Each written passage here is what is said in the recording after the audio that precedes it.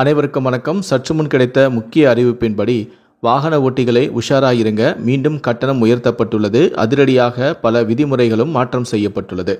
அதன்படி என்ன புதிய மாற்றங்கள், என்ன புதிய அறிவிப்புகள், இதை பற்றி விரிவாக தெரிஞ்சுக்கணும்னா இந்த வீடியோவை கடைசி வரைக்கும் ஸ்கிப் பண்ணாமல் முழுமையாக பாருங்கள். இந்த வீடியோக்குள்ளே போகிறதுக்கு முன்னாடி இந்த வீடியோக்கு ஒரு லைக் பட்டனை ப்ரெஸ் பண்ணிடுங்க. நீங்கள் இது வரைக்கும் என்னோட சேனலை சப்ஸ்கிரைப் பண்ணாமல் இருந்தீங்கன்னா மறக்காமல் சப்ஸ்கிரைப் பண்ணிக்கோங்க. கூடவே அந்த பெல் சிம்லையும் மறக்காமல் கிளிக் பண்ணிக்கோங்க. சரி, வாங்க இப்போ நம்ம வீடியோக்குள்ளே போகலாம். நேற்று முன்தினம் மத்திய சாலை போக்குவரத்து துறை அமைச்சராக நிதின் கட்கரி பொறுப்பேற்றுக் கொண்டார். அவர் அலுவலகத்தில் முறைப்படி பதவியேற்ற புகைப்படத்தை எக்ஸ் சமூக வலைதளங்களிலும் பகிர்ந்திருந்தார்.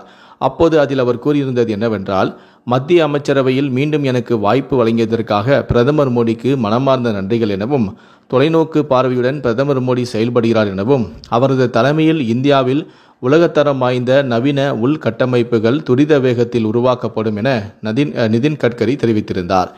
மேலும் மோட்டார் வாகன சட்டம் 1988 பிரிவு 146 கீழ் இன்சூரன்ஸ் இல்லாமல் மோட்டார் வாகனங்களை ஓட்டுவது குற்றமாகும் எனவும், அதன்படி இன்சூரன்ஸ் இல்லாமல் முதல் முறை பிடிபட்டால் 3 மாதம் சிறை அல்லது 2000 ரூபாய் அபராதம் விதிக்கப்படும் எனவும் அமைச்சரான நிதின் கட்கரி எச்சரிக்கை விடுத்துள்ளார்.